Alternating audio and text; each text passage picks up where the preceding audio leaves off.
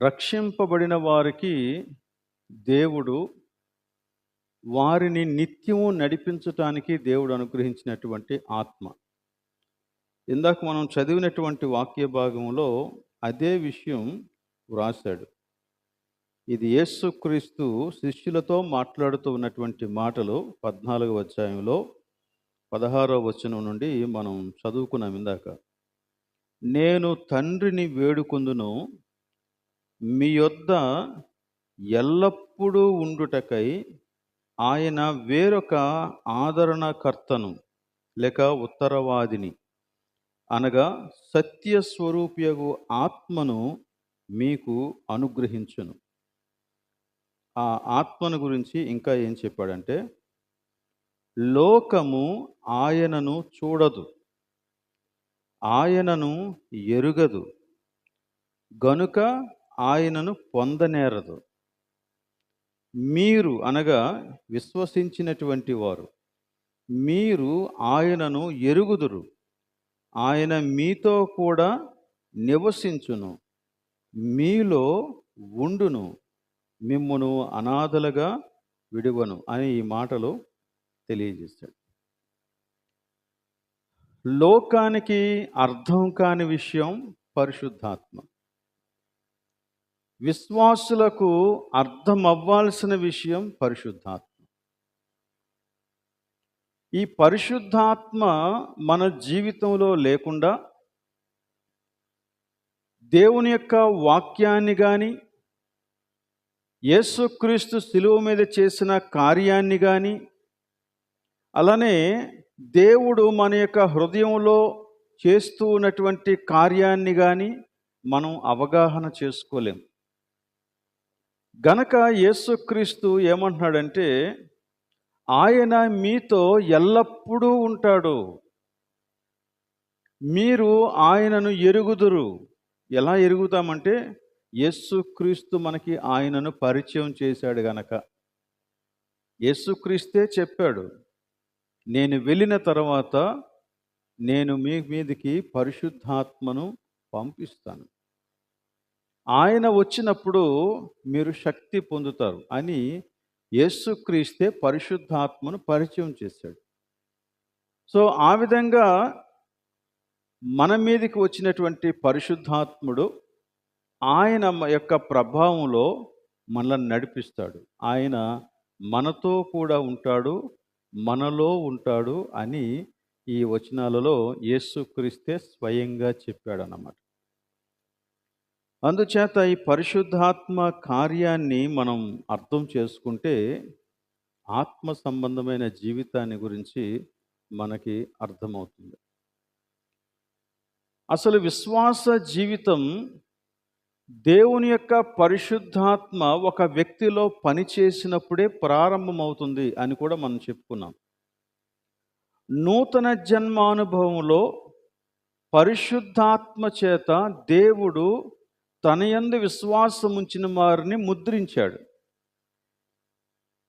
ముద్ర అనేది ఎంతవరకు అంటే విమోచనా దినం వరకు అన్నాడు. ఇది దేవుడు చేసినటువంటి కార్యం. ఇందులో మన ప్రమేయం ఏమీ లేదు. దేవుడే తన చిత్తానుసారంగా ఆయన యందు విశ్వాసం ఉంచినటువంటి వారందరికీ పరిశుద్ధాత్మను అనుగ్రహించాడు. దీన్నే మనం పరిశుద్ధాత్మ బాప్తిస్మము అని కూడా పిలిచాం. బైబిల్ అలా చెబుతూ ఉంది. అయితే ఆ తర్వాత సంపూర్ణ సమర్పణ దశలో ఆత్మ పూర్ణతను గురించి మాట్లాడుతూ ఉన్నాడు. ఆత్మ పూర్ణత ఎఫెసీ పత్రిక 5:18 మనం చదివాము కదా. అయితే మీరు ఆత్మ పూర్ణులై ఉండుడి అనే మాట. ఆత్మ పూర్ణతను గురించి మనం నేర్చుకున్నాం. ఆత్మ పూర్ణత అంటే ఏంటో కూడా నిన్నటి దినాన చాలా వివరంగానే మనం చెప్పుకున్నాం. ఆత్మ పూర్ణులై ఉండుట అంటే ఏంటి అనే విషయాన్ని గురించి. లేక దీనినే ఇంకొక మాటలో ఏం చెప్పాడంటే ఆత్మ నింపుదల కలిగి ఉండుట. ఆత్మ నింపుదల అంటే ఆత్మ యొక్క ప్రభావము క్రిందకి మన జీవితమును తీసుకురావటం అనేది మనం చూసాం. ఆ తర్వాత ఈ సమర్పణ దశను దాటి పవిత్రీకరణలో లేక పరిశుద్ధపరచు ఈ ప్రక్రియలో మనం ఇంకా ముందుకొస్తే దినదినము పరిశుద్ధతలో ఎదిగేటువంటి ఒక దశ ఉంది. ఇది మన యొక్క జీవిత కాలం జరిగేటువంటి ఒక వర్ధిల్లుట. ఇది పరిశుద్ధతలో అభివృద్ధి. పరిపక్వమైన విశ్వాసి అని చెప్పినప్పుడు ఎదుగుచూ ఉన్నటువంటి విశ్వాసి అని అర్థం. ఆ వ్యక్తి యొక్క వ్యక్తిత్వంలోనే చాలా మార్పు జరుగుద్ది. అతని యొక్క అంతరంగ భావజాలంలో మార్పులు జరుగుతాయి. గనుక అతని యొక్క బాహ్య ప్రవర్తనలో మనము దాని యొక్క సూచన చూస్తూ ఉంటాం. ఆ యొక్క క్రియలు మనం చూస్తూ ఉంటాం. ఆ రిఫ్లెక్షన్ మనం చూస్తూ ఉంటాం. అది ప్రవర్తన. సో కనుక ఈ యొక్క ఆత్మ సంబంధమైనటువంటి ఈ స్థితిని గురించి మనం మాట్లాడుతూ ఉన్నాం. సో ఈ పవిత్రతలో అభివృద్ధి చెందేటువంటి దశలో ఏ ఆత్మ పూర్ణత అయితే మనకు కలిగిందో ఆ ఆత్మ పూర్ణతలో నడుచుకోవటాన్ని గురించి మాట్లాడుతూ ఉన్నాడు. లేక ఆ ఆత్మ నింపుదలలో మనము దినదినము కొనసాగాల్సినటువంటి పరిస్థితిని గురించి మాట్లాడుతూ ఉన్నాడు. ఇది మనం కొంచెం ఈ రోజున అర్థం చేసుకోవటానికి ప్రయత్నం చేద్దాం. ఎఫెసీ పత్రిక 5వ అధ్యాయం 18వ వచనంలో ఆత్మ పూర్ణులై ఉండుడి అనే ఈ మాట దాని యొక్క ఒరిజినల్ స్క్రిప్ట్ ప్రకారంగా మనం చూస్తే అది ఇంకా పూర్తి అర్థాన్ని ఇస్తూ ఉంది. దీని యొక్క అర్థం ఏంటంటే ఆత్మపూర్ణులై ఆత్మపూర్ణులుగా నడుచుకొనుడి అని పూర్తి సెంటెన్స్ రావాలి. అక్కడ మనం చూసే మాట అయితే ఆత్మపూర్ణులై ఉండుడి అని ఉంది కదా. ఆ మాట పూర్తిగా యథాతథంగా ట్రాన్స్లేట్ చేయబడాలి అంటే దాని యొక్క అర్థమంతటిని ట్రాన్స్లేట్ చేయాలంటే ఎలా రావాలంటే ఆత్మపూర్ణులై ఆత్మపూర్ణులుగానే నడవండి అని రావాలన్నమాట. పూర్తి సెంటెన్స్ రావాలన్నమాట. మీకు ఇంగ్లీష్ బైబిల్లో చూస్తే దీనికి సంబంధించినటువంటి వివరణ కనపడుతుంది. చాలా వరకు be filled with the spirit అని ఇంగ్లీష్ బైబిల్లో ఉంటుంది. కానీ ఒరిజినల్గా టెక్స్ట్లోంచి ట్రాన్స్లేట్ చేసినప్పుడు అది ఎలా రావాలంటే being field with the spirit అని రావాలి. యాంప్లిఫైడ్ బైబిల్ అని ఒక వెర్షన్ ఉంది. ఈ యాంప్లిఫైడ్ బైబిల్లో ఎలా ఉందంటే be filled with the holy spirit and constantly guided by him అని ఉంది. అంటే మీరు పరిశుద్ధాత్మ చేత పూర్ణులై ఆయన చేత నిత్యము స్థిరముగా నడిపించబడుట అని ఉందన్నమాట. అంటే దేవుని యొక్క పరిశుద్ధాత్మ పూర్ణులై ఉన్నటువంటి వారు ఆ ఆత్మ పూర్ణతలోనే నిత్యము నడుచుకోవటాన్ని గురించి మాట్లాడుతూ ఉంది. అలాగనే ఇంకొక వర్షన్ ఉంది, ఇంటర్నేషనల్ స్టాండర్డ్ వర్షన్. అందులో కూడా ఎలా ఉందంటే keep on being field with the spirit ఉంది. అంటే ఆ పరిశుద్ధాత్మ చేత నిరంతరము నింపబడుతూ ఉండండి అని చెప్పాడు అన్నమాట. సో ఇప్పుడు దాని యొక్క అసలు అర్థం ఏంటంటే ఆత్మపూర్ణులై ఉండుడి అంటే ఏదో ఒక సందర్భంలో ఆ కార్యం జరిగి ముగిసిపోయిన కార్యంలాగా అక్కడ అర్థమిస్తూ ఉంది.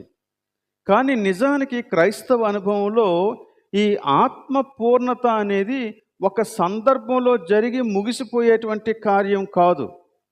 ఆత్మ పూర్ణత అనేది క్రైస్తవ జీవితంలో నిరంతరము జరగవలసినటువంటి విషయం. ప్రతిరోజు జరగవలసినటువంటి విషయం. ప్రతిరోజు కూడా దేవుని యొక్క ఆత్మ ప్రభావంలో విశ్వాసి నడుచుకోవాలి. నిన్న మనం చెప్పిన దాని ప్రకారంగా దీన్ని అర్థం చేసుకుంటే ప్రతిరోజు దేవునికి విశ్వాసి విధేయుడిగా నడవాలి. ఇది ఆత్మపూర్ణమైనటువంటి జీవితం. లేక ఆత్మ సంబంధమైనటువంటి జీవితం. సో, ఆత్మపూర్ణులై ఆత్మపూర్ణులుగానే నడుచుకోండి అనేది దాని యొక్క పూర్తి భావం అన్నమాట.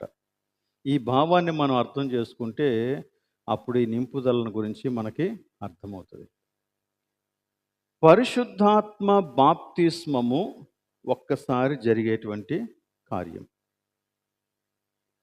పరిశుద్ధాత్మ బాప్తిస్మం 2 మాటలు నేను మీకు పరిచయం చేస్తున్నాను, కన్ఫ్యూజ్ అవ్వకండి. ఒకటి పరిశుద్ధాత్మ బాప్తిస్మం, రెండో మాట పరిశుద్ధాత్మ నింపుదల లేక పరిశుద్ధాత్మ పూర్ణత.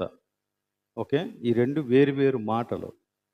పరిశుద్ధాత్మ బాప్తిస్మము, పరిశుద్ధాత్మ నింపుదల. పరిశుద్ధాత్మ బాప్తిస్మం అనేది జీవితంలో ఒక్కసారే జరుగుద్ది. ఆ బాప్తిస్మము మనము దేవుని ఎదుట నిలిచే వరకు మనల్ని కాపాడుతుంది. అదే ముద్ర. మీరు ముద్రించబడ్డారు, మీరు దేవుని ఎదుట నిలిచే వరకు, అనగా విమోచన దినము వరకు మీరు ముద్రించబడ్డారు అని చెప్పాడు. అది పరిశుద్ధాత్మ బాప్తిస్మం. అందులో మన ప్రమేయం ఏమి లేదు. మనము పశ్చాత్తాపంతో ప్రభు దగ్గరికి వచ్చినప్పుడు ఆయనే మన పాపాలని క్షమించి మనలను తన యొక్క పరిశుద్ధాత్మ చేత ముద్రించాడు, లేక బాప్తిస్మం ఇచ్చాడు. పరిశుద్ధాత్మలో బాప్తిస్మం. సో పరిశుద్ధాత్మలో బాప్తిస్మము అన్న, పరిశుద్ధాత్మ చేత ముద్రించుట అన్న, నూతన జన్మానుభవము అన్న, ఇవన్నీ కూడా ఒకటే. రక్షించబడుట అని అన్నా కూడా అదే. సో ఇవన్నీ కూడా వేరు వేరు మాటలే కానీ వేరు వేరు అనుభవాలు కాదు. ఇవన్నీ కూడా ఒక్కసారే జరిగేటువంటి అనుభవాలు. ఒక వ్యక్తి పశ్చాత్తాపంతో ప్రభు దగ్గరికి వచ్చినప్పుడు జరిగేటువంటి అనుభవాలు. దాని తర్వాత పరిశుద్ధాత్మ నింపుదలను గురించి మనం మాట్లాడాం. ఈ పరిశుద్ధాత్మ నింపుదల అనేది ఎలా జరుగుతుంది అంటే, ఒక వ్యక్తి తన యొక్క హృదయంలో దేవునికి ఇచ్చేటువంటి ఉన్నతమైనటువంటి అధికారపూర్వకమైనటువంటి స్థానాన్ని గురించి మాట్లాడుతూ ఉంది. అది ఎలాగో నేను మీకు కొంచెం వివరిస్తాను. ఒక వ్యక్తి రక్షించబడిన తరువాత వాడు దేవునిలో జీవించటం ప్రారంభిస్తాడు. కానీ పరిశుద్ధంగా జీవించటం అనేది చేత కాదు. చాలాసార్లు పడిపోతూ ఉంటాడు. కొన్నిసార్లు అబద్ధాలు ఆడతాడు, కొన్నిసార్లు మోహపు చూపులు చూస్తాడు, కొన్నిసార్లు ఇంకా రకరకాలైనటువంటి దుష్ట కార్యాలు చేస్తూ ఉంటాడు. అలా చేసినప్పుడల్లా నువ్వెందుకు అలా చేస్తున్నావు అని అడిగితే ఇమ్మీడియట్గా ఇది అపవాది నా చేత చేయించాడు అని చెప్తారు కొంతమంది. మరికొంతమంది పరిస్థితులను నిందిస్తూ ఉంటారు. నా పరిస్థితి అలాంటిదండి, నేను చెయ్యక తప్పలేదు అని అంటారు. మరికొంతమంది ఆ వ్యక్తితో నేను కలిసినందుచేత ఇలాంటి పనికి నేను గురైపోయానండి, లేకపోతే నేను చెయ్యను, ఆ వ్యక్తి వలన ఇది జరిగింది అని కొంతమంది వ్యక్తులను నిందిస్తూ ఉంటారు. అంటే కొందరు వారు చేసినటువంటి ఈ తప్పులకు ఇతరులను బాధ్యులుగా చేస్తూ ఉంటారు. ఫలానా వ్యక్తి వలన ఇది జరిగింది, లేక ఫలానా పరిస్థితి వలన ఇలా జరిగింది, లేకపోతే అపవాది వలన ఇలా జరిగింది అని ఇతరులను నిందిస్తూ ఉంటారు, పరిస్థితులను నిందిస్తూ ఉంటారు, సాతాన్ని నిందిస్తూ ఉంటారు. కానీ ఇది కొనసాగుతూ ఉండగా దేవుని యొక్క వాక్యాన్ని చదువుతూ ఆయన సన్నిధిలో ప్రార్థన చేస్తూ ఉండగా దేవుని పరిశుద్ధాత్ముడు ఒక ప్రత్యక్షత విశ్వాసికి దయచేస్తాడు. అదేంటంటే, ఈ పడిపోవుట అనేది లేక విశ్వాసి తన యొక్క తొలి దశలో మాటి మాటికి పాపానికి గురైపోవటం అనేది బయట నుండి రావట్లేదు. మన లోపలే ఒక స్వభావం దాగి ఉంది. ఆ స్వభావము దేవుని యొక్క ధర్మశాస్త్రం మీద తిరుగుబాటు చేస్తుంది, దేవుని నీతి మీద తిరుగుబాటు చేస్తుంది. దేవుని మీద తిరుగుబాటు చేసేటువంటి స్వభావం ఒకటి మన లోపలే ఉంది. అది మన యొక్క అహంభావంలో నుంచి వస్తూ ఉంది. సో అది మన ఎదుట మహాపర్వతాలాగా నిలబడి మన అంతరంగంలో ఉండేటువంటి ఈ తిరుగుబాటు స్వభావము చేత మనము పాపం చేసి తీరా ఎందుకు చేసావు అని అడిగినప్పుడు ఇతరులను నిందించి సమర్థించుకోవటానికి ప్రయత్నం చేస్తూ ఉంటాం. కానీ ఎప్పుడైతే ఇది నిన్ను బట్టి కాదు, నాలో ఉన్న అహంభావాన్ని బట్టే జరిగింది అని ఒక వ్యక్తి రియలైజ్ అవుతాడో అప్పుడు సంపూర్ణ సమర్పణ స్థితికి వస్తాడు. దేవా, నాలో ఉన్నటువంటి ఈ తిరుగుబాటు స్వభావాన్ని తీసేయనని ప్రభు పాదాల దగ్గరికి వచ్చి తనను తాను సంపూర్ణంగా సమర్పించుకుంటాడు. ఈ ప్రాసెస్ అంతా దేవుని యొక్క పరిశుద్ధాత్మ ఒక వ్యక్తి యొక్క జీవితంలో నిరంతరం చేస్తూ ఉండగా జరుగుతుంది అన్నమాట. దీన్ని కాన్షియస్గానే మనం గ్రహిస్తేనే మనకు అర్థమవుతుంది. చాలాసార్లు మీరు గమనించండి, ఒక వ్యక్తి నిన్ను ఎంత శోధించినా, ఎన్నిసార్లు నిన్ను రమ్మని చెప్పినా నీకు ఇష్టం లేకపోతే నువ్వు ఆ పని చెయ్యవు. అవునా కాదా? అవును. ఉదాహరణకి ఎవరైనా నిన్ను చర్చికి రమ్మని పిలిచారు, కానీ నీకు రావాలని లేదు. అప్పుడు ఏం చేస్తాం? బోలెడు సాకులు చెప్తాం. నాకు ఈ పని ఉంది, ఆ పని ఉంది, ఈరోజు నేను రాలేను, నాకు నీరసంగా ఉంది, అది ఇది బోల్డ్ చెప్తాం అన్నమాట. అయినప్పటికీ ఆ వ్యక్తి ఇంకా ఇన్సిస్ట్ చేస్తున్నాడు అనుకోండి, మరి మీరు ఏమనుకోకండి, ఒక్క విషయంలో నన్ను వదిలేయండి, నేను తర్వాత ఇంకోసారి వస్తానులేండి అని ఆ వ్యక్తికి నచ్చజెప్పి పంపించేస్తాం. ఎందువలన? మనకి ఇష్టం లేదు కాబట్టి. అదే మనకి ఇష్టమైనటువంటిది ఇంకోటి ఏదైనా ఉందనుకోండి, రండి మనం క్రికెట్ మ్యాచ్కి వెళ్దాం, ఓ నాకు ఇష్టం అంటే అప్పుడు ఎన్ని పనులున్నా, కొన్నిసార్లు ప్రార్థనా కూడికలున్నా వాటన్నిటికీ సెలవు పెట్టేసి మనం అక్కడికి వెళ్ళిపోతాం. ఎందుకు? మనకి ఇష్టం అది. కనుక ప్రాబ్లం ఎక్కడుంది? ఎదుటి వ్యక్తిలో లేదు. ఎదుటి వ్యక్తిలో లేదు. ఎదుటి వ్యక్తి ఎంత రమ్మన్నా వెళ్ళని సందర్భాలు కూడా నీ జీవితంలో చాలా ఉన్నాయి. అలాగనే ఎదుటి వ్యక్తి ఎప్పుడు నన్ను పిలుస్తాడా అని ఎదురు చూసిన సందర్భాలు కూడా ఉన్నాయి. ఎందుకు? మనకి ఇష్టమైతే ఒకలాగా ప్రవర్తిస్తాం, మనకి ఇష్టం కాకపోతే మరోలా ప్రవర్తిస్తాం. కానీ ఎవరైనా, ఎందుకు బాబు ఈరోజు చర్చ్ ఉంది కదా, నువ్వు క్రికెట్ మ్యాచ్కి వెళ్ళావంటే, నేను వెళ్ళాలని అనుకోలేదు కానండి, పలానా వ్యక్తి వచ్చాడు, ఆయన 3 టికెట్లు తీసుకొచ్చాడు, ఒక్కొక్క టికెట్ 5,000 అంట, 5,000 పెట్టి మరి అక్కడికి వెళ్ళాలంటే నాకు ఒక్కడికి సాధ్యం కాదు కదండి, ఆయన చాలా బలవంతం చేశాడు, వెళ్ళానని ఏదో కారణం చెప్తాం మనం. సంథింగ్ విసే అంటే అదేదో నాకు తెలియకుండా జరిగిపోయింది అన్నట్టు. నేను వద్దనుకున్న ఆ వ్యక్తి నన్ను బలవంతంగా తీసుకుపోయాడు అన్నట్టు.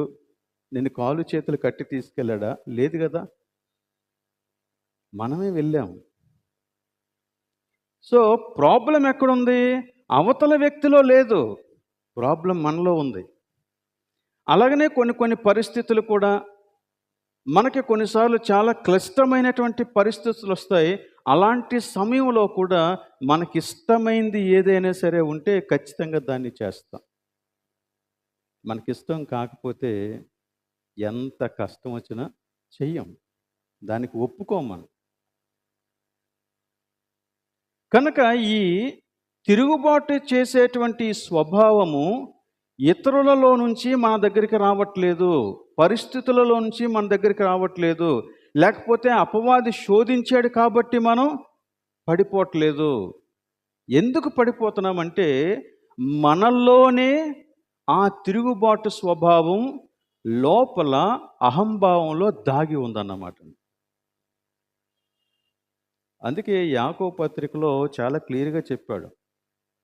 చూడండి ఒకసారి, మొదటి అధ్యాయం, యాకోబు పత్రిక మొదటి అధ్యాయంలోనే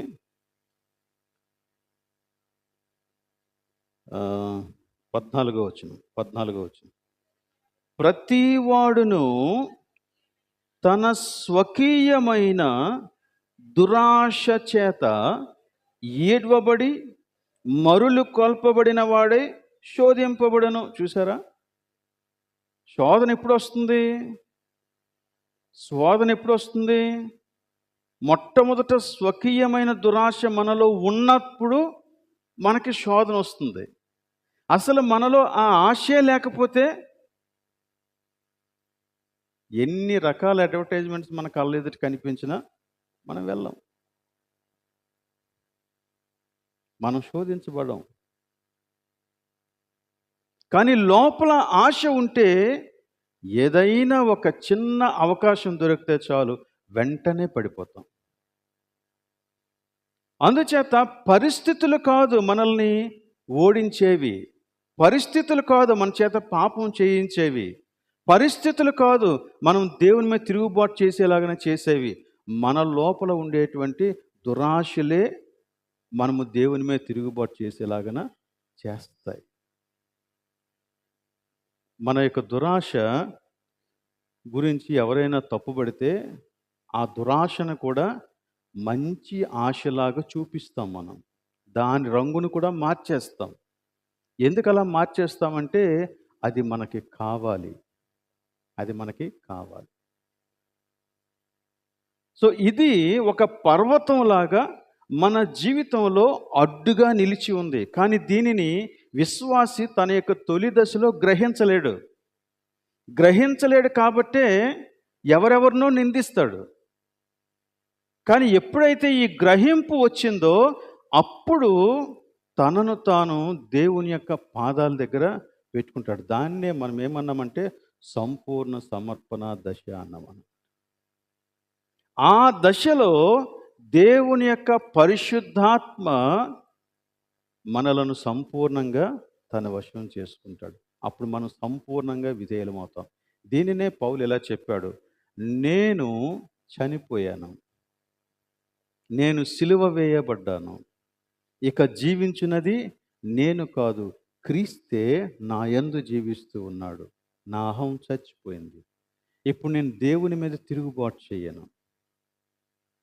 అందుకనే దావీదు పాపం చేసినప్పుడు ఆయన చాలా క్లియర్గా ఏం చెప్పాడంటే, నా దోషము, నా పాపము, ప్రభువా నీ ఎదుట నేనే పాపం చేశాను అని ఆ యొక్క పర్సనల్ ప్రొనౌన్స్ వాడుకున్నాడు.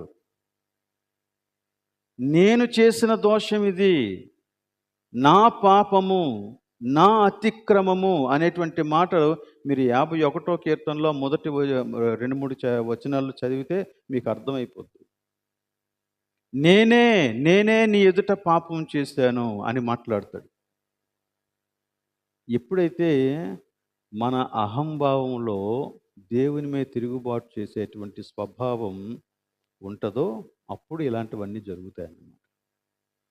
దానిని సమర్పించటమే సంపూర్ణమైన సమర్పణ. సో ఇప్పుడు 2 రకాలుగా మనం చెప్పుకున్నాం. రక్షింపబడినప్పుడు ఏం జరిగింది, పాపం గురించి పశ్చాత్తాపడినప్పుడు ఏం జరిగింది అంటే, అప్పటి వరకు మనం చేసిన తప్పులు ఒప్పుకొని యేసుక్రీస్తుని అంగీకరించాం. అప్పుడు మనకి ఇంత తెలియదు.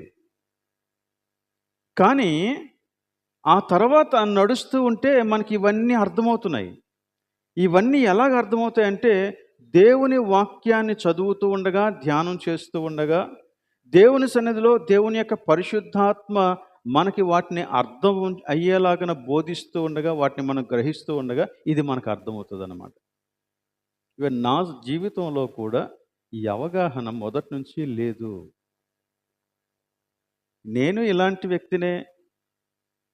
నేను కొన్నిసార్లు రెస్ట్రిక్షన్స్ పెట్టుకునేవాడిని.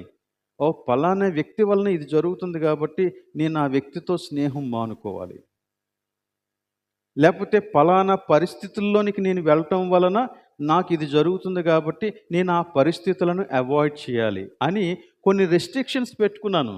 కానీ మీకు విషయం తెలుసా, అంత రెస్ట్రిక్షన్స్ పెట్టుకున్నప్పుడు కూడా పాపం ఆగలేదు. ఆ స్నేహితుడి కాకపోతే ఇంకో స్నేహితుడు వస్తాడు సీన్లోనికి, ఆ పరిస్థితి కాకపోతే ఇంకో పరిస్థితి వస్తుంది సీన్లోనికి, కానీ పాపం మాత్రం గ్యారంటీగా జరుగుతుంది. కనుక రిస్ట్రిక్షన్స్ పెట్టుకోవటం వలన ఆ పాపం నుంచి మనం విడుదల పొందలేము. కానీ ఎప్పుడైతే మనలో ఉన్నటువంటి అహంభావాన్ని, దేవుని మీద తిరుగుబాటు చేసే స్వభావాన్ని దేవునికి అప్పగిస్తామో, అప్పుడే మనము దేవుని పరిశుద్ధాత్మ ఆధీనంలో జీవించటం అనేది జరుగుద్దన్నమాట. అంతవరకు అది అసాధ్యం. ఈ అనుభవంలోనికి వచ్చినప్పుడు దానిని మనం ఏమంటున్నామంటే ఆత్మపూర్ణత అంటున్నాం. అర్థమవుతుంది కదండి. అంటే దేవుడు దేవుని యొక్క పరిశుద్ధాత్మ మనలను సంపూర్ణంగా తన ఆధీనంలోనికి తీసుకోవటం, అది ఆత్మపూర్ణత. ఈ విషయం ఇంత స్పష్టంగా దేవుని యొక్క వాక్యం మనకు బోధిస్తూ ఉంది కనుక దీనిని మనం దాటి ముందుకు వెళ్ళిపోకూడదు. ఖచ్చితంగా మనలో ఉన్నటువంటి తిరుగుబాటు స్వభావాన్ని దేవుని యొక్క పాదాల దగ్గరికి తీసుకురావాలి. ఎప్పుడైతే ఇలాంటి అనుభవం మనకు కలుగుతుందో అప్పుడు యేసుక్రీస్తు మన యొక్క హృదయాలలో ప్రభువుగా నిలబడతాడు, రాజుగా నిలబడతాడు. అప్పుడు ఆయన మన జీవితాన్ని పరిపాలిస్తాడు. సో పరిశుద్ధాత్మ నడిపింపులో ఇప్పుడు మనం నిత్యము కొనసాగాలి. ఓకే, ఈ పరిశుద్ధాత్మ నడిపింపును గురించి మాట్లాడినప్పుడు కూడా ఏదో ఒక అతీతమైన శక్తి మనల్ని ఆవరించాలని మనం ఆలోచించకూడదు. దేవుని పరిశుద్ధాత్మ ఎప్పుడూ కూడా మనల్ని ఒక మైకంలోనికి తీసుకెళ్ళిపోయి మన చేత పనులు చేయించడు. అర్థమవుతుందా? దాని గురించే కొరింథీ పత్రికలో చాలా క్లియర్గా ఏం మాట్లాడాడంటే, కొరింథీ మొదటి పత్రిక 14వ అధ్యాయంలో ప్రవక్తల ఆత్మలు ప్రవక్తల స్వాధీనంలో ఉన్నవి అని మాట్లాడాడు. చూడండి 32వ వచనం. కొరింథీలకు రాసిన మొదటి పత్రిక 14వ అధ్యాయం 32వ వచనం. ప్రవక్తల ఆత్మలు ప్రవక్తల స్వాధీనములో ఉన్నవి అంటే అర్థం ఏంటి? ప్రవక్తలు ఏదో మైకంలోనికి వెళ్ళిపోయి మనకి తెలియని ఒక ఆత్మచేత ఆవరించబడి వారికి తెలియకుండానే ఏదో మాట్లాడేసి వారికి తెలియకుండానే ఎలాగో ప్రవర్తించేసి ఇది దేవుని యొక్క ఆత్మకార్యం అని చెప్పలేదు. వారు కాన్షియస్గా మెలకువగా ఉండి, వారు సంపూర్ణంగా మెలకువగా ఉండి, వారు దేవుని యొక్క ఆత్మ ప్రేరణకు గురైన వారై ఆ దేవుని యొక్క సందేశాన్ని వాక్యాన్ని బట్టి అర్థం చేసుకొని వారి యొక్క జీవితాలలో దానిని అప్లై చేసుకుంటూ అనుభవిస్తూ ఇతరులకు వారు బోధిస్తారు. సో ఆత్మ నడిపింపు అనగానే ఏదో మైకం వచ్చినట్టు మనం ఈ వేరే లోకానికి వెళ్ళిపోతాం అని అనుకోవద్దు. అలా వెళ్ళాం. నీ ఆత్మ అంటే ఇక్కడ మనుష్యాత్మ గురించి మాట్లాడతాడు. అంటే నీ మనస్సు నీ ఆధీనంలో ఉంటుంది. నీకు తెలియకుండా ఏదో జరగదు. కొంతమంది చెప్తారు, అలాగా జరిగిపోయిందండి, ఎందుకు జరిగిపోయిందో నాకు తెలియదు, నేను చూస్తే ఇలాగ అయిపోయిందంట. అలాగవ్వదు. ఖచ్చితంగా దేవుని యొక్క ఆత్మచేత నువ్వు నడిపించబడినప్పుడు నువ్వు ఏం చేస్తున్నావో అది నీకు ఖచ్చితంగా తెలుస్తుంది. బైబిల్లో ఎక్కడ అలాంటి అనుభవాలు లేవు. వారికి తెలియకుండా ఏదో మాట్లాడేసి ఆ తర్వాత ఇలా మాట్లాడానా, అవునా, నాకు తెలియదే అని ఎవరు చెప్పలేదు బైబిల్లో. వాళ్ళకి తెలియకుండా ఎలాగనో ప్రవర్తించేసి ఆ తర్వాత నేను ఎలా ప్రవర్తించానా నాకు తెలియదే అని అనలేదు. దావీదు నాట్యం ఆడినప్పుడు దావీదుకు తెలుసు, ప్రవక్తలు ప్రవచించినప్పుడు ప్రవక్తలకి తెలుసు, యాజకులు ఆలయంలో పరిచర్య చేసినప్పుడు వారికి తెలుసు. అలాగనే క్రొత్త నిబంధనలో కూడా శిష్యులు కానీ అనగా అపోస్తలులు కానీ పౌలు కానీ మిగిలినటువంటి వారు ఎవ్వరూ కూడా వారికి తెలియకుండా ఏదో మాట్లాడేసి ఇలా మాట్లాడేశానా నాకు తెలియదే అని చెప్పలేదు ఎక్కడ. కాబట్టి ఆత్మచేత నడిపించబడుట అంటే ఇలాంటి ఒక అతీతమైన అనుభవం ఉంటుంది అని అనుకోవద్దు. చూడండి, యోహాను సువార్తలో 16వ అధ్యాయంలో యేసుక్రీస్తు పరిశుద్ధాత్మ నడిపింపు ఎలా ఉంటుందో మాట్లాడాడు. యోహాను సువార్త 16వ అధ్యాయం 12వ వచనం నుండి 13వ వచనం చదువుదాం. 12 వద్దులేండి. అయితే ఆయన అనగా సత్యస్వరూపి అయిన ఆత్మ దేని గురించి మాట్లాడుతున్నాడు? పరిశుద్ధాత్మని గురించే మాట్లాడుతున్నాడు. పరిశుద్ధాత్మ వచ్చినప్పుడు మిమ్మును సర్వసత్యములోనికి నడిపించును. మీకు సంపూర్ణమైన అవగాహన ఇస్తాడు ఆయన. ఆ తర్వాత ఏం చెప్పాడు? ఆయన తనంతట తానే ఏమియూ బోధించడు. ఇంకొక మాట, వేటిని వినునో వాటిని బోధించి సంభవింపబోవు సంగతులను మీకు తెలియజేయును. ఇప్పుడు మనకి ప్రశ్న ఏంటంటే, ఎక్కడ వింటాడు? వేటిని మనకి బోధిస్తాడు అని అడిగితే ఆ తర్వాత వచ్చిన దానికి క్లారిటీ ఇస్తుంది. చూడండి, ఆయన నా వాటిలోనివి తీసుకొని మీకు తెలియజేయను. అర్థమవుతుందా? నా వాటిలోనివి అన్నప్పుడు ఎవరి గురించి మాట్లాడుతున్నాడు? యేసుక్రీస్తుని గురించి మాట్లాడుతూ ఉన్నాడు. యేసుక్రీస్తులోనివి అంటే అర్థం ఏంటి? దేవుడు మనకిచ్చినటువంటి ఈ వాక్యములోనివి. అందుకని పరిశుద్ధాత్మ నడిపింపు మనకి ఎలా వస్తుంది?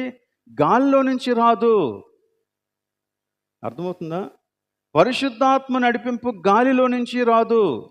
పరిశుద్ధాత్మ నడిపింపు మైకం కలిగించేలాగా రాదు. పరిశుద్ధాత్మ నడిపింపు నువ్వు దేవుని యొక్క వాక్యంలో నుండి వస్తుంది కనుక దీనిని ధ్యానించినప్పుడే నీకు తెలుస్తుంది పరిశుద్ధాత్మ నడిపింపు. ఇంకొక మాటలో చెప్పాలంటే ఇదే విషయాన్ని, పరిశుద్ధాత్మ నడిపింపులో ఒక వ్యక్తి ఉన్నాడు అంటే అర్థం ఏంటంటే వాడు వాక్యానుసారంగా జీవిస్తున్నాడు అని అర్థం. అంతే, సింపుల్గా అర్థం చేసుకోండి.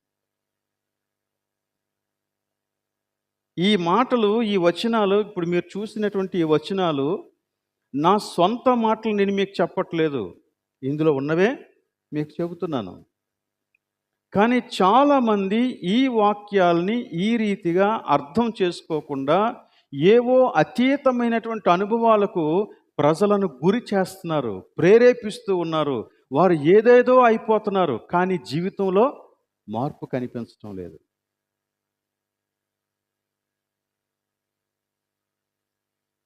ఇంకొక విషయం, అన్యుడు కూడా ఆలయంలోనికి వచ్చి ఆలయంలో కొన్ని సంఘాలలో విశ్వాసులు చేసేటువంటి వింత చేష్టలు చూసి వీళ్ళు వెర్రివారు అని అంటున్నారు. వారు వచ్చి మనల్ని అలా అంటున్నారు అంటే అసలు వారి కంటికి మనం ఎలా కనపడుతున్నామో ఆలోచించండి. కానీ దేవుడు ఎప్పుడూ కూడా అలాగ నిర్ణయించలేదు. అది ఆత్మానుభవము కాదు. ఎందుకో చెప్తాను. మరలా కొరింథీయులకు రాసిన మొదటి పత్రిక 14వ అధ్యాయంలోనికి రండి. కొరింథీయులకు రాసిన మొదటి పత్రిక 14వ అధ్యాయం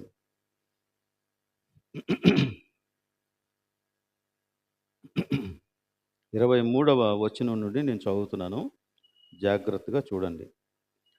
సంఘమంతయు ఏకముగా కూడి అందరూ భాషలతో మాట్లాడుచుండగా ఉపదేశము పొందని వారైనను అవిశ్వాసులైనను లోపలికి వచ్చిన ఎడల. ఏమండి, విశ్వాసులందరూ లోపల ఉన్నారు, వారందరూ కూడా ఇలాగ ఏవేవో పిచ్చి పిచ్చి మాట్లాడుతూ ఉన్నారు, భాషల్లో మాట్లాడుతున్నారంట. ఇప్పుడు ఆ అవిశ్వాసి లోపలికి వస్తే వాడు ఏమంటాడు? మీరు వెర్రి మాట్లాడుచున్నారని అనుకొందురు కదా. లోపలికి వచ్చి వాడికి మైండ్ పాడైపోద్ది అనమాట. ఇదేంటి ఇలా ఉంది? ఇదేనా క్రైస్తవ సంఘం అంటే? క్రైస్తవ విశ్వాసులు చేసేది ఇదేనా అంటే? ఒక నార్మల్ వ్యక్తికి కూడా అది పిచ్చి చేష్టలాగా కనపడతా ఉంటాయి. అయితే ఇంకొక మాట చెప్పాడు చూడండి, అక్కడే 24వ వచనం. అయితే అందరూ ప్రవచించుచూ ఉండగా, అనగా ప్రవచనం అంటే ఇక్కడ దేవుని యొక్క వాక్యం. దేవుని యొక్క వాక్యాన్ని బట్టి మాట్లాడుతూ ఉండగా, అవిశ్వాసి అయినను ఉపదేశము పొందని వాడైనను లోపలికి వచ్చిన యెడల అందరి బోధ వలన ఏం జరుగుతుందంట? తాను పాపినని గ్రహించి అందరి వలన విమర్శింపబడును. అప్పుడు అతని హృదయ రహస్యములు బయలుపడును. ఇందువలన దేవుడు నిజముగా మీలో ఉన్నాడని ప్రచురం చేయుచు అతడు సాగిలపడి దేవునికి నమస్కారము చేయను. చూసారా, ఈ అనుభవానికి ఆ అనుభవానికి ఎంత తేడా ఉందో. ఏదో వింతైనటువంటి అనుభవాలు కోరుకుంటూ, వింతైనటువంటి చేష్టలు చేస్తూ, పిచ్చి పిచ్చి అరుపులు అరుస్తూ, అదే ఆత్మ సంబంధమైన జీవితం అని భ్రమపడే వారిని గురించి ఇక్కడ చాలా క్లియర్గా చెప్పాడు. బయట నుండి వచ్చిన వాడు కూడా మిమ్మల్ని వెర్రివాడు అంటాడు అన్నాడు.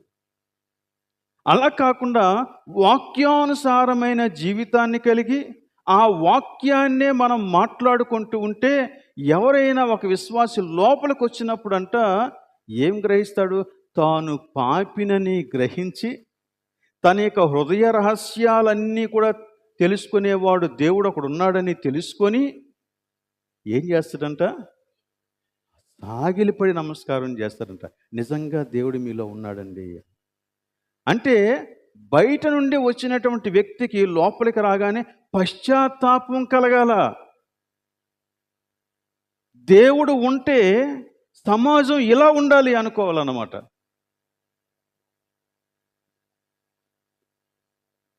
సో ఆత్మ సంబంధమైనటువంటి జీవితం లేక ఆత్మచేత నడిపించబడుట అంటే ఇలాంటి జీవితం, వాక్యానుసారమైన జీవితం.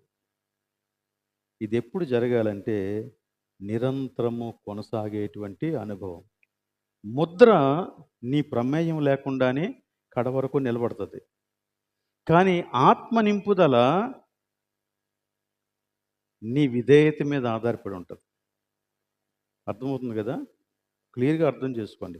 సంపూర్ణ సమర్పణ దశలో మనం దీన్ని పిక్చరైజ్ చేస్తే, ఉదాహరణకి యేసుక్రీస్తు సింహాసనం మీద కూర్చొని ఉన్నాడు.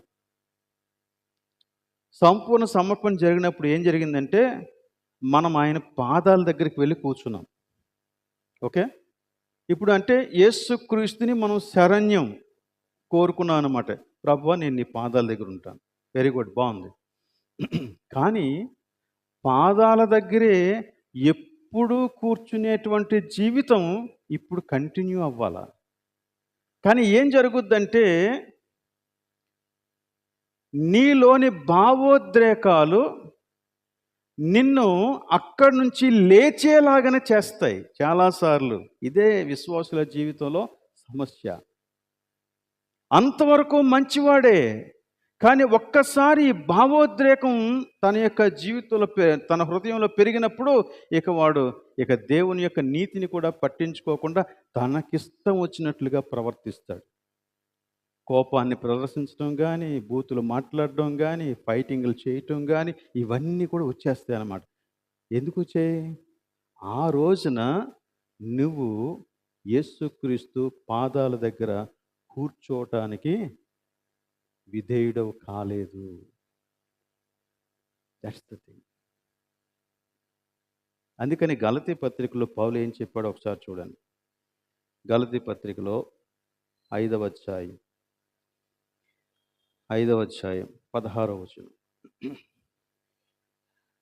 నేను చెప్పునదేమనగా, ఆత్మానుసారముగా నడుచుకొనుడి, అప్పుడు మీరు శరీరేచ్ఛను నెరవేర్చరు. చూసారా, క్లియర్గా అదే మాట చెప్పాడు ఇక్కడ. మీరు ఆత్మానుసారముగా నడుచుకొనుడి అనగా, ఆత్మ మీకు బోధించిన ప్రకారంగా నడుచుకొనుడి అనగా, వాక్యములో మీకు చెప్పబడిన రీతిగా మీరు నడుచుకొనండి. అప్పుడు మీరు శరీరేచ్ఛను నెరవేర్చరు. నువ్వు క్రీస్తు పాదాల దగ్గర నీ అహంభావాన్ని అంతటిని, తిరుగుబాటు స్వభావాన్ని అంతటిని పెట్టేసావా, అక్కడి నుంచి నువ్వు లేచిపోతే ఇక శరీరమే.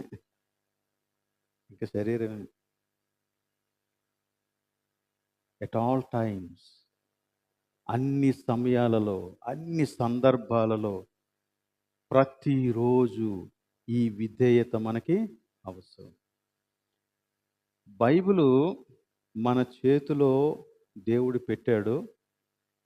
ప్రార్థన ప్రతిరోజు మనం చేయాలని, ఎడతెగక చేయాలని దేవుడు చెప్పాడు. ఎందుకో తెలుసా? మన కోరికలు నెరవేర్చుకోవడానికి కాదు, ఈ విధేయత అనుభవం కలిగి ఉండడానికి. అర్థమవుతుందా మీకు? కానీ మనం ప్రార్థనను మిస్యూజ్ చేస్తున్నాం ఒక విధంగా చెప్పాలంటే. ఉదాహరణకి నా ఫోన్ ఉంది. ఫోన్ యొక్క ముఖ్య ఉద్దేశం ఏంటి? కమ్యూనికేషన్. అంటే నేను ఇంకొకరితో మాట్లాడాలా, వారు నాతో మాట్లాడాలా. ఓకే, దీంట్లో ఇంకా వేరే వేరే ఆప్షన్స్ కూడా చాలా ఉన్నాయి. కేవలం వాటిని మాత్రమే వినియోగించుకుంటే అది ఎందుకొరకు నియమించబడిందో దాని ఉద్దేశాన్ని మనం పక్కత్రోవ పట్టించేసేటే లెక్క. దాన్నే అబ్యూజ్ అంటాం.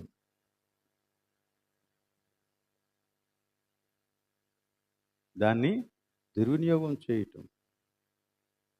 కనుక ప్రార్థన ఎందుకొరకు మనకి ఇచ్చాడంటే, ప్రతిరోజు ప్రభువా ఇదిగో నేనున్నాను నీ దగ్గర, నీ పాదాలను ఆశ్రయిస్తున్నాను, నన్ను నీ యొక్క నడిపింపులో నడిపించు అని ప్రతిరోజు మన అహంభావాన్ని ప్రభు యొక్క పాదాల దగ్గర పెట్టుకుంటేనే తప్ప క్రైస్తవ జీవితం సాధ్యం కాదు. అందుకే ప్రార్థన అవసరం. అర్థమవుతుందా? ప్రార్థన ఎవరి జీవితంలో అయితే లోపిస్తుందో వారు క్రైస్తవ జీవితాన్ని జీవించలేరు. ప్రార్థన ఇదిగో దేవుని వాక్యం ద్వారా నీకు తెలియపరచబడిన, పరిశుద్ధాత్మ నీకు బయలుపరిచినటువంటి విషయాలకు నిన్ను నీవు అప్పగించుకోవటం ప్రార్థన.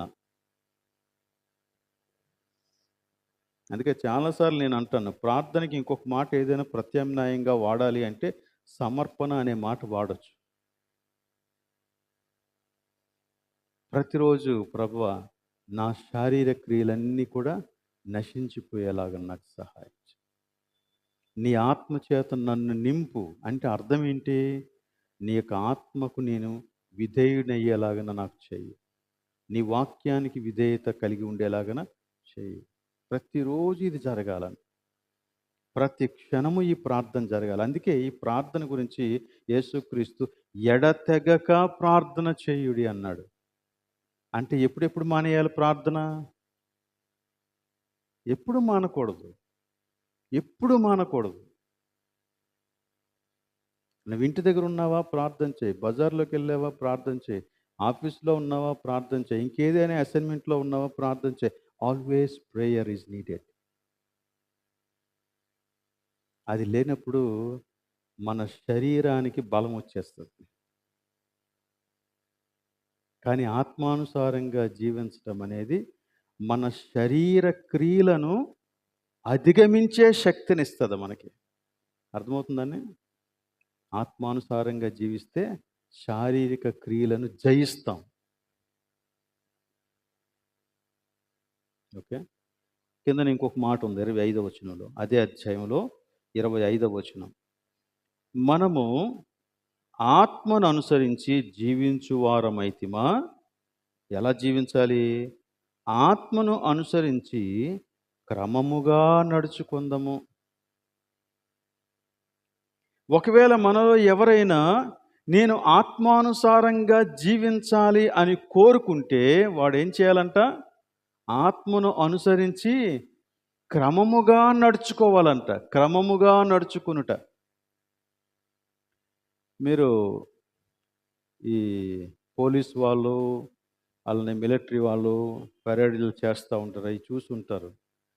ఇవన్నీ సెంటెన్స్ స్కూల్లో చదివే వాళ్ళకి కూడా అర్థమవుతుంది. వాళ్ళకి ఎండి అని ఒక పీరియడ్, మాస్ డ్రిల్ అని ఒక పీరియడ్ ఉంటుంది అన్నమాట. అందులో మొత్తం స్టూడెంట్స్ అందరూ గ్రౌండ్లో ఉంటారు.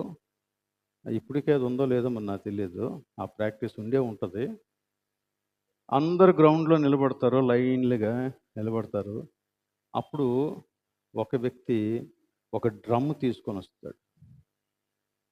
ఆ డ్రమ్ మీద బీట్ పడుతూ ఉన్న కొలది అందరూ కూడా కరెక్ట్గా ఒక్కటే యాక్షన్ చేస్తారు. మొత్తం అందరూను 100 మంది ఉన్నా, 200 మంది ఉన్నా, ఎంతమంది ఉన్నా కానీ ఆ డ్రమ్ మీద బీట్ పడగానే వారందరూ కూడా ఒకటే రకమైనటువంటి యాక్షన్. అది చూడటానికి చాలా ముచ్చటగా కనపడుతుందన్నమాట. ఇప్పుడు ఆత్మను అనుసరించి క్రమముగా నడుచుకొనుట అంటే అర్థం అది.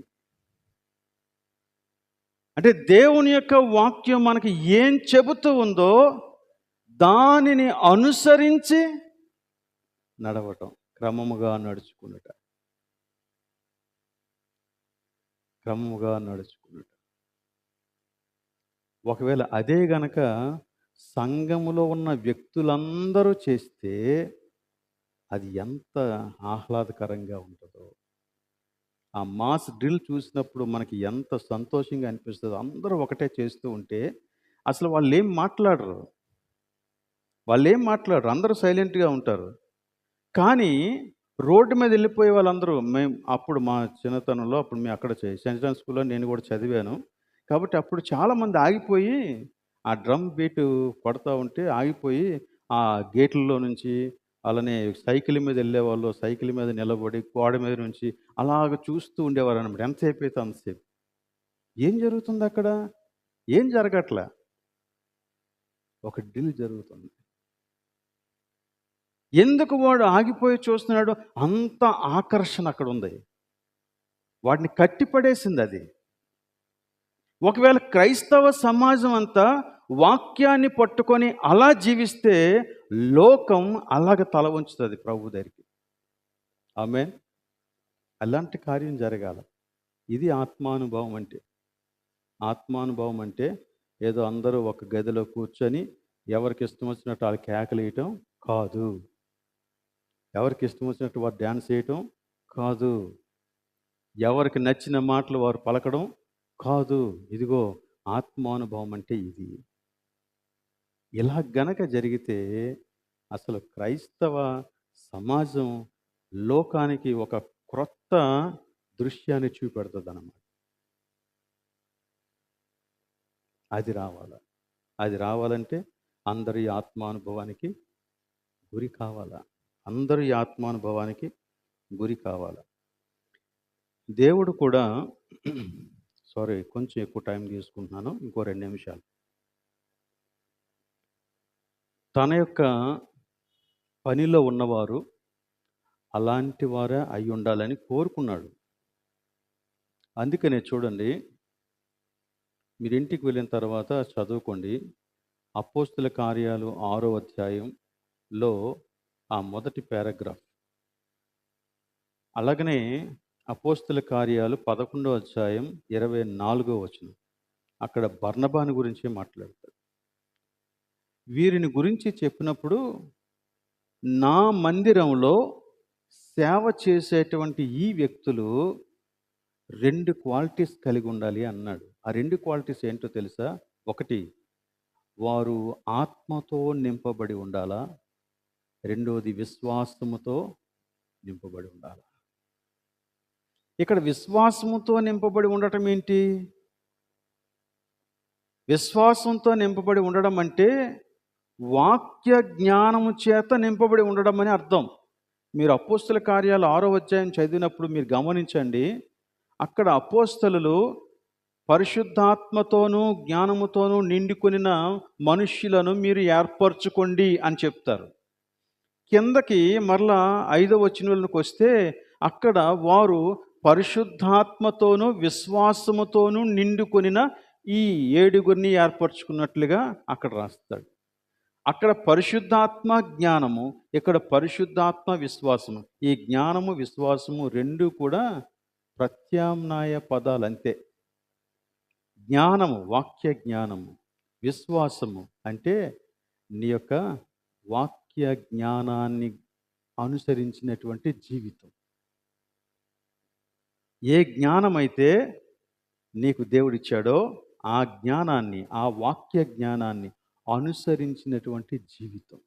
సో పరిశుద్ధాత్మతోనూ విశ్వాసముతోనూ లేక పరిశుద్ధాత్మతోనూ జ్ఞానముతోనూ నిండుకొనిన అంటే అర్థాలు ఇవే. ఇంటికి వెళ్ళిన తర్వాత 2 మీరు చూసి ఆలోచించండి. దాని మీద ధ్యానం చేయండి. మీకు అర్థమవుతాయి. కనుక ఇలాంటి ఆత్మానుభవం కలిగి ఉంటే పరిశుద్ధతలో ఆ వ్యక్తి నిరంతరం ఎదుగుతూనే ఉంటాడు.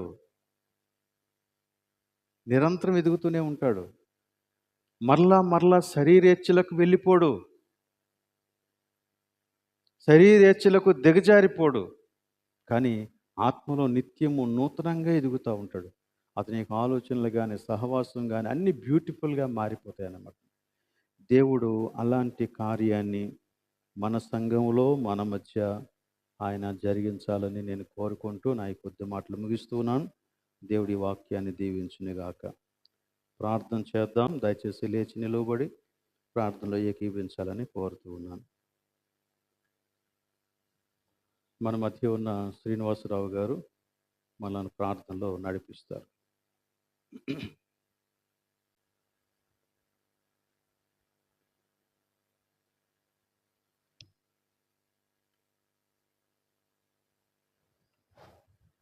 ప్రార్థన చేసుకున్నాను.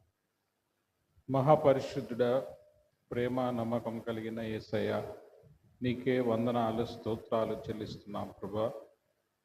ఈ పరిశుద్ధపరచుట, పవిత్రీకరణ అనే అంశం మీద నీ సేవకుణ్ణి మీరు నిలబెట్టుకుని ఇప్పటి వరకు మాకు అందించిన అనేక విషయాలను బట్టి మేము సంతోషించటమే కాకుండా ప్రభువా, వాటి ద్వారా మా జీవితాలలో ఏ విధమైనటువంటి మార్పుని మేము కోరుకుంటున్నామో ఆ మార్పుని మేము చూడగలిగినప్పుడు నీ వాక్యము మా జీవితాలలో పనిచేస్తున్నదని మేము ఎరిగినప్పుడు ప్రభువా, నీవు సంతోషిస్తావు. అలాగే ఇదిగో ప్రభువా, ఈ వాక్యాన్ని బోధిస్తున్నటువంటి పరిశుద్ధాత్ముడు మా హృదయాలలో చేరి మమ్మలను పవిత్రపరచటమే కాకుండా, పరిశుద్ధపరచటమే కాకుండా, మా జీవితాలను మేము నడుచుకునే విధానాన్ని మాకు బోధిస్తున్న విధానాన్ని బట్టి మీకు వందనాలు స్తోత్రాలు చెల్లిస్తున్నాం ప్రభువా. ఇప్పటి వరకు మేము ఒక క్రైస్తవ ఆచార విశ్వాసులుగా జీవిస్తున్నామేమో మాకైతే తెలియదు, కానీ ప్రభువా, మా హృదయాలలో మరి ఈ యొక్క ధ్యానాలు మమ్మలను అనేక విషయాలలో మాకు గుర్తు చేస్తూ మా క్రైస్తవ జీవితాన్ని బలపరుస్తున్నందుకై నీకు వందనాలు స్తోత్రాలు చెల్లిస్తున్నాం ప్రభువా. ఇదిగో ప్రభువా, నీ వాక్యాన్ని మీ యొక్క సేవకుడు బలముగా ప్రకటిస్తున్నప్పుడు సంఘములో అనేకుల యొక్క జీవితాలలో సంతోషము, ఆనందము కలగటానికి సహాయం చేయమని ప్రార్థిస్తున్నాం ప్రభువా. క్రైస్తవ సంఘమును చూసి అన్యులు ఇలా ప్రవర్తిస్తున్నారని విషయము కాకుండా, వారు తెలుసుకుని మేము పాపిమని ఒప్పుకొని నీ ఎదుట సాగిలపడేటటువంటి స్థితిని మా సంఘములో నేర్పించమని ప్రార్థిస్తున్నాను ప్రభువా. మీకు వందనాలు స్తోత్రాలు చెల్లిస్తున్నాం.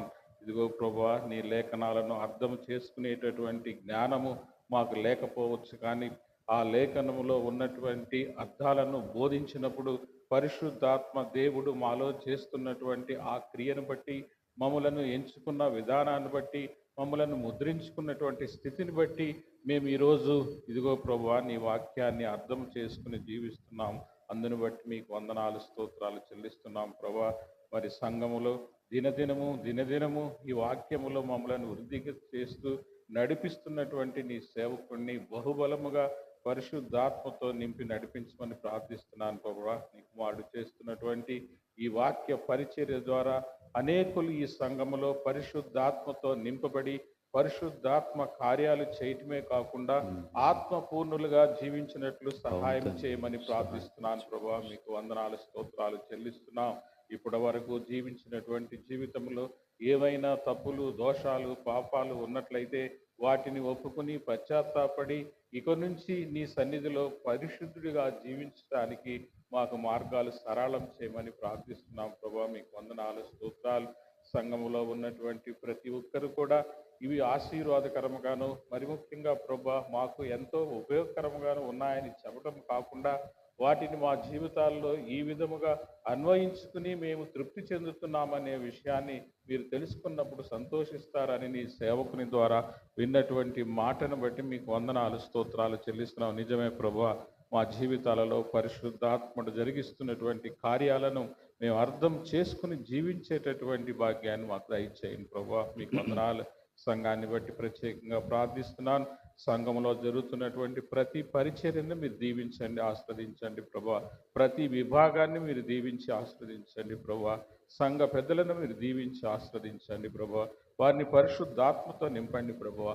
వారిని ఆత్మ పూర్ణులుగా ఉండి సంఘాన్ని ఆత్మతో నింపబడినటువంటి వారిగా ఉండనట్లుగా సహాయం చేయమని ప్రార్థిస్తున్నాం ప్రభా. నీకు వందనాలు, స్తోత్రాలు చెల్లిస్తున్నాం. ఇదిగో ఈ లోక మర్యాదను అనుసరించి మేము జీవించకుండా ఉండనట్లుగా సహాయం చేయమని ప్రార్థిస్తున్నాం. మీకు వందనాలు, స్తోత్రాలు చెల్లిస్తున్నాం ప్రభా.